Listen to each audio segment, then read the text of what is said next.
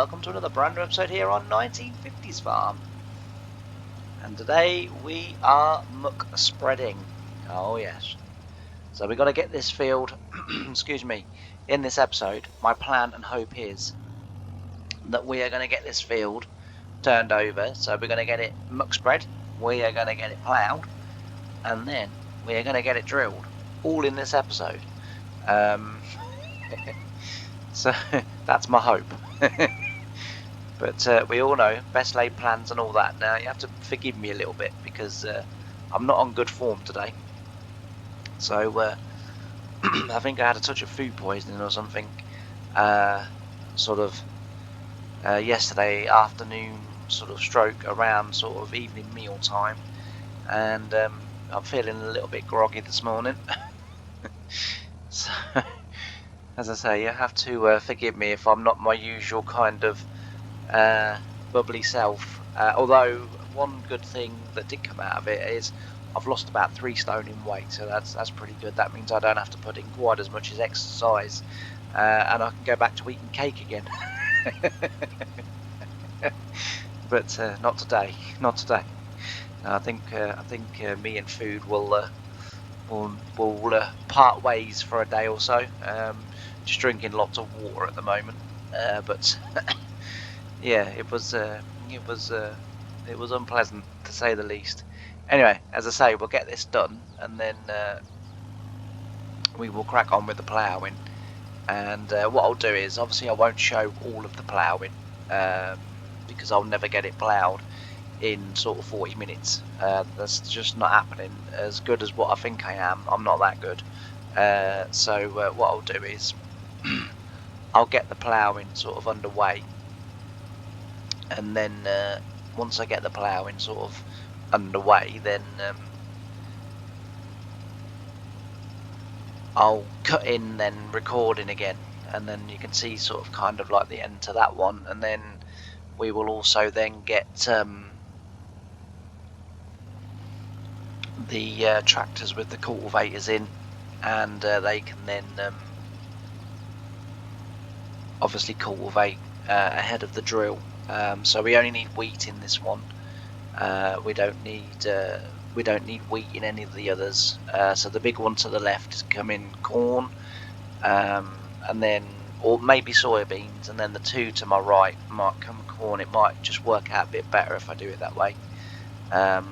So yeah, as I say, we've got soybeans and corn again in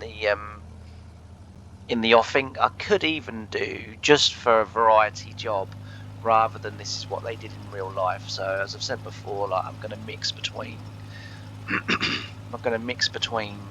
real life and sort of then just for a bit of variety and a bit of different. I might even do one field of cotton. I don't think Ohio is sort of cotton country. I may be wrong on that. I don't know. I haven't looked it up or anything like that. But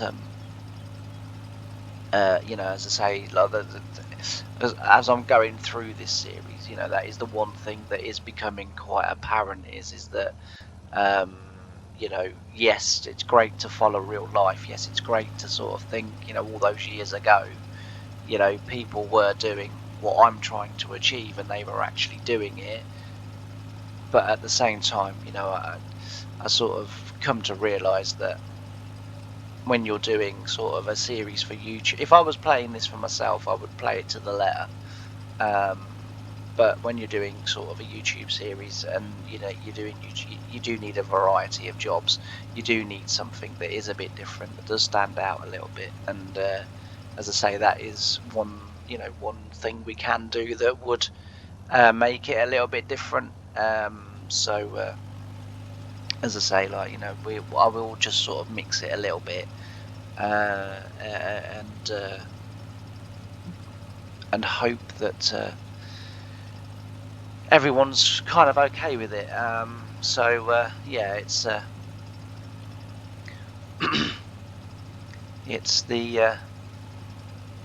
it's the way we're gonna sort of go and progress, I think, and I think it's kind of the right way to go about it. Well, I hope so anyway. But yeah, so as I say, if we can get this done with wheat today, and then we can then move on with the winter. So we'll have probably an episode of doing the wood and doing the trees, and then we'll have an episode of me in the cow yard, and then we'll move on to spring, and we'll get ready for spring planting and sort of stuff like that. So as I say, it's that's how I sort of plan the episode to go. So what I'm going to do is I'm going to switch over to some time lapse now, because we're going to need to. There's going to be quite a bit of time lapse, and obviously I need to try and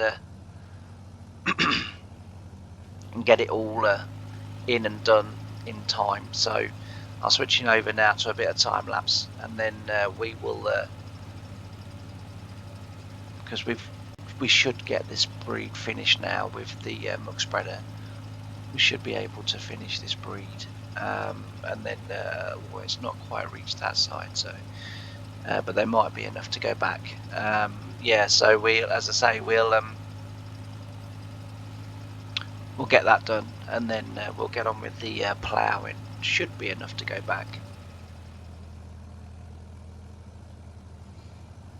Didn't quite match up there, did it? Which was a bit unfortunate, really. I have to go just a little bit quicker. This is a trick that tractor drivers use when they've got a little bit of an area to cover and they haven't got much product left to cover it. Just speed up a little bit. It doesn't really work if you're spraying, because then you don't end up putting the correct dosage on. But if you're doing muck spreading and stuff like that, just for a tiny bit, you can sort of do that to try and get away with it. But yeah, anyway, we'll get this tractor back to the other yard, because it's going back up onto the dairy. So most of the machinery now has moved up onto the dairy. And the lorry's there because we've been selling grain out of this silo, and the little Ford N obviously there as well, because we've been tipping soybeans in there, so we've been doing that. And as I say, the lorry's been there because we've been selling grain. So all in all, we're going very well.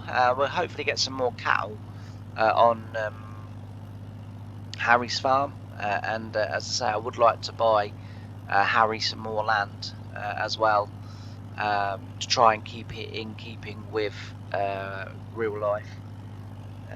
So 1955, 56, when some of the farms were sort of, what should I say, some of the people were cashing in on the farms. Harry did buy some land, and he does talk about some of it being opposite where he was living, which on this save it will be sort of behind where he's living, because the house wasn't opposite on the farm like it was in real life. It's the other side of the road, so it's a tiny bit different, but that's just FS. I can't really sort of do much about that. But yeah, so we will, as I say, we'll get on. But what I'll do is I'll get over there, I'll get that ploughing started, and then once I've got that up and running and going, and we're a little way in, I'll then bring you back in, and then we'll do the ploughing. Then we'll do the, as I say, we'll get on with the cultivating, and then we will get on with the drilling. Now the drilling I should be able to do all of, and as I say, the cultivators will be going at the same time, but it is going to take me, from experience, it will take me a little while to plough that field. So we'll crack on. So I'll see you in a little while. Bye for now.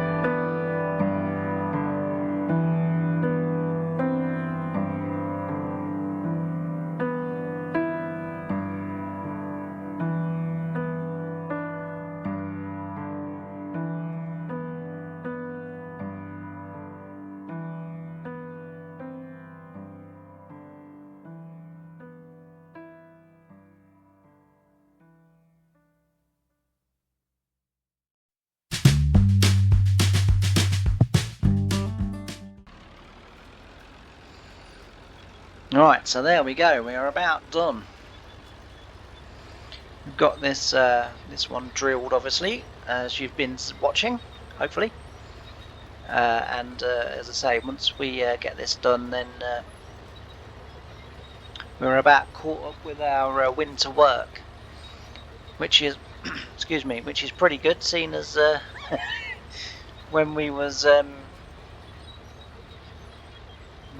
doing the soybeans in the last episode, I was a bit worried that I'd peaked too soon with the combining. So my plan originally had been to do all of the ploughing, drilling, and everything we needed to get done first, and then in November, sort of / December, get on with the soybeans.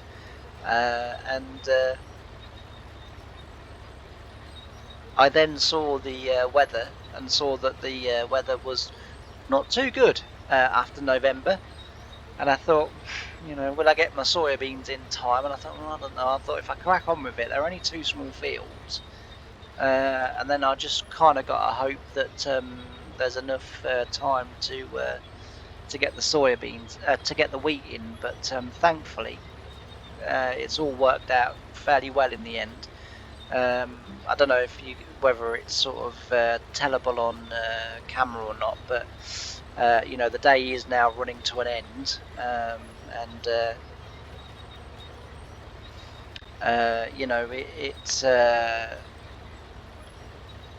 it was running a bit fine, but we're now sort of fairly much okay, and so we've got it all in, and that's all I could ask for, really. So right. You wouldn't do this in real life, because you wouldn't be allowed, but there is no low loaders available for the game, and that any of my tractors will pull. So the Ford N will pull it, but then what tends to happen is because the trailer that I can use to hold the crawler to then sort of be pulled by doesn't have no straps, and the crawler does eventually work its way off. So as I say, you wouldn't drive an iron tracked tractor down a road, and I know this from experience. I knew not to do it, and I thought, well, it's only over there. I thought I'll be on the road for 2 minutes. I literally got to go out of this field, a little bit down the road, and then straight into the next field. I thought it'll be fine. I thought it's just if you continually do it, that it will break the road up. No. If you do it once, and you get the wrong bit of road, it will break it up. So I've said sort of many times before, but I was, that I got the opportunity to use my granddad's track marshal with his plough, and I was ploughing one autumn with it because if I was ahead, and the farm as a whole were ahead of, sort of where we would expect to be at that given time, then what I would do is I'd say to the boss man, can I use the track marshal for a couple of days? And he'd be like, yeah. He goes, you'll have to use it though on the fields around the yards. So I said, yeah, no problem. And because basically we didn't really want the hassle of loading it all up and then sort of try. I mean, we did a couple of times, because there was a bloke, Roger, what was his second name? Peck, I think his second name was, and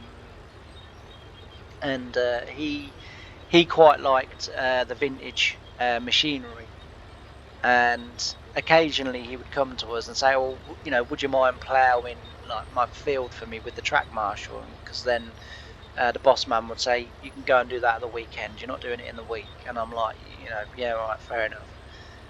And so I'd sort of go up there. We would have to load it all up then and take it all down there, and I would have to have the diesel tank as well, the diesel Bowser as well, because it was, to be fair, I mean, I think he had like 3 other fields.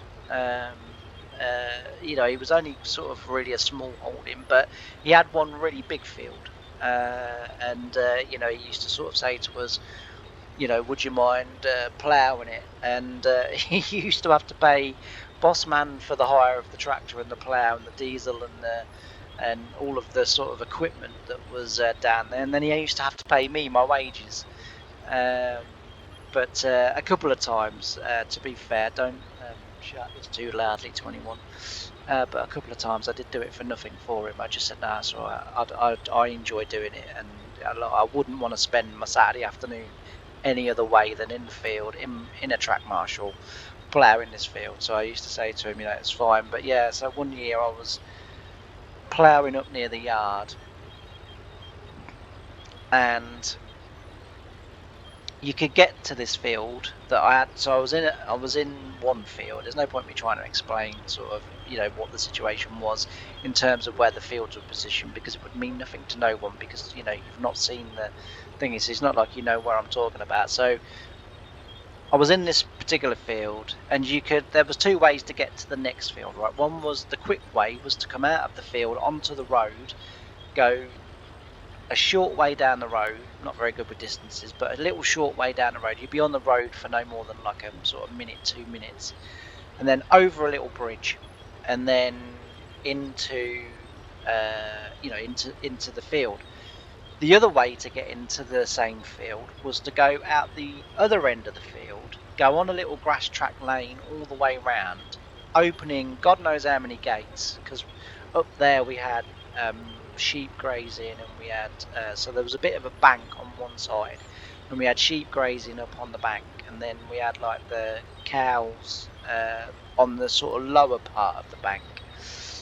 They weren't separated, but it just seemed that the sheep were kind of like, this is our territory, that's your territory. You stay there, we stay here. Never the twain shall meet. But it was one. They could mix quite, comfortably if they wanted to, but they just never did. The cows seemed to stay at the bottom, and the sheep seemed to go to the top. Anyway, so I thought, I've got all those gates to open, and then I've got to get through the gate, and then I've got to close the gate. And I thought, I'll only be on the road for a minute. I thought, it's literally out the field, just down, turn right over the bridge, I'm in the field. I thought, rather than going all the way around the lanes.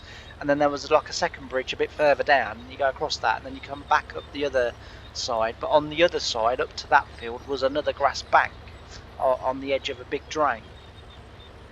And I just thought, I'll only be a few seconds. So I justified it in my head. I thought, boss man's not about today. I thought, so I'm not going to get caught doing it, because like I say, you just was not allowed to ride the crawler on the road. So I sets off, don't I? Because what I forget is that in the modern day tractors, the reason, one of the reasons, with many reasons, but one of the reasons that they're rubber tracked is so as they can turn on the road, and they don't, pull the road up, and they don't dig it up, you see, because I'm not thinking like this. So I gets down to the bridge, and of course I turn, I pull the lever back, and the right hand lever back, so as I can turn right. And it literally, and I mean literally, just bulldozed the road up into a big lump, and this like broken tarmac and everything like that. And I thought, oh crud. I thought, what am I going to do now? I thought, it's okay. I thought, I'll get to the field, I'll get back out, and what I'll do is I'll go back and I'll try and I don't know why I thought treading it back in would work. I really don't know why I thought treading it back in would work, but I did, and that was what was important. And I was a brave little soldier, because I got out and I went and did that, and I tread it all back in, and it looked even worse than when it had been bulldozed up. So I was like, yeah, should have gone the bank. And then, of course, like I was ploughing the field, and a bit later on that day, the boss man sort of, comes back, and because the first place he heads is to the field, the first field where I was working, and because I'd got that one done, and he comes over to the second field, and he sort of looks at me and he says, "How many times have I told you not to go on the road with that?" And I said, "Yeah, I know." I said, I said, yes. I said, I have to hold my hands up. I said, he said, "I know you've been." He said, "There's no point in you saying I have to hold my hands." He said, "I already bloody know." He said, he said, "You can see where the bloody tracks have been. He said, you do realise now we've got to report that to the highways. They're going to have to come down and fix it. He said, and we're going to have to pay for the fix. So I was like, yeah. So he said, well, he said, actually, more importantly, he said, you're going to have to pay for the fix. And I sort of looked at him and I said, what do you mean? And he said, it's coming out of your wages. He said, like, you know, he said, we will deduct X amount from your wages until it's paid off. So I was like, I'm not sure you can do that. And he said, well, in which case then, he said, seeing as I didn't do it, he said, like, and you was driving the machinery, therefore, he said, you're responsible for the machinery, which means that you was on the road. He said, you can pay for all of it then. So I said, well, I already am going to pay for it. No, because he said, we'll pay it off and then we'll deduct a little amount from your wages each week until you've paid it off. So he said, or you can just pay it all off in one lump sum because they'll just send you the bill. Yeah, all right, yeah, whatever. I did it. Which, you know, never did it again though, mind, to be fair. Never did it again. To be fair, never ploughed that field again with the track marshal. Ploughed it lots of times with the tractor, but didn't go there with the track marshal. But yeah, as I say, so it was a little naughty of me, you know, of that there was no doubt. But there we go, live and learn. And as Bossman said, you know, he said you only learned because you paid for it.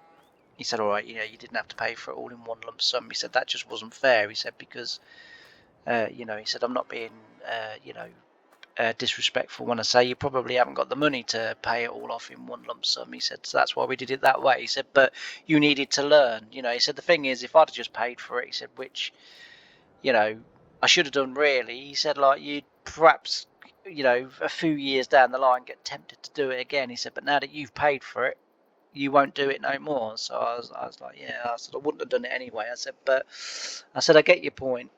I said, like, you know, it's fair enough. And yeah, so naughty. But yeah, that's why you don't drive them down, you know, down asphalt on roads, because those tracks, when they turn, they have a real nasty habit of just pulling everything in it. But never mind. Anyway, I'm going to leave this episode here. So we've got today done what I wanted to get done, which was muck spread ploughed, cultivated and then drilled. And as I say, we've done really well there. And as you can see, the day is slowly drifting away now, so we've just about got it all done. Talks of rain tomorrow, but I think the next episode what we're going to be doing is we're going to be in the farmyard, and we'll get the yard cleared up, we'll get everything put away for the winter, and then we'll also be in the cattle sheds. We need to feed and straw, and then once we get that done, you know, another sort of probably January, then we'll be in those trees, and then we've got some straw and hay to take over to the new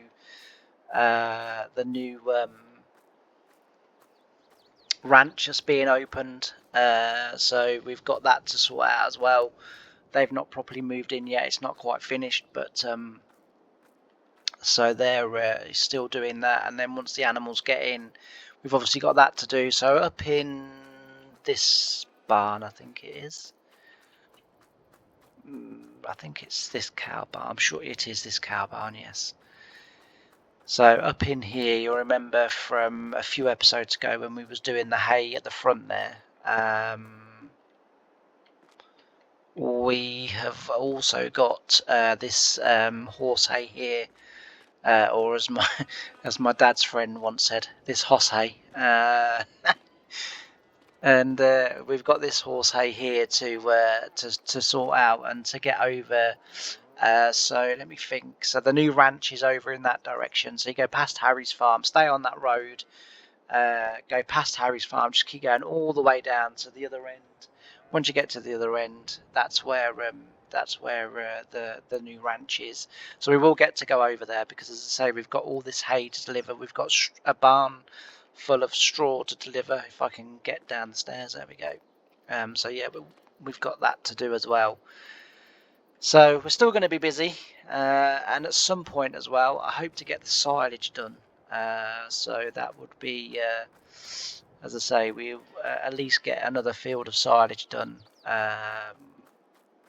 which will more than likely probably be that field there.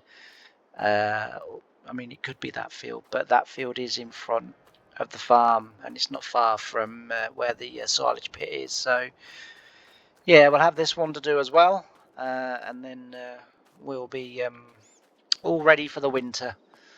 So yeah, as I say, I'm going to leave this episode here. Thanks ever so much for watching. If you haven't done already, please don't forget to like, comment and subscribe. It really does help. Also, share the videos wherever you want to share them. That really helps too. And I'll just thank you all very much for watching.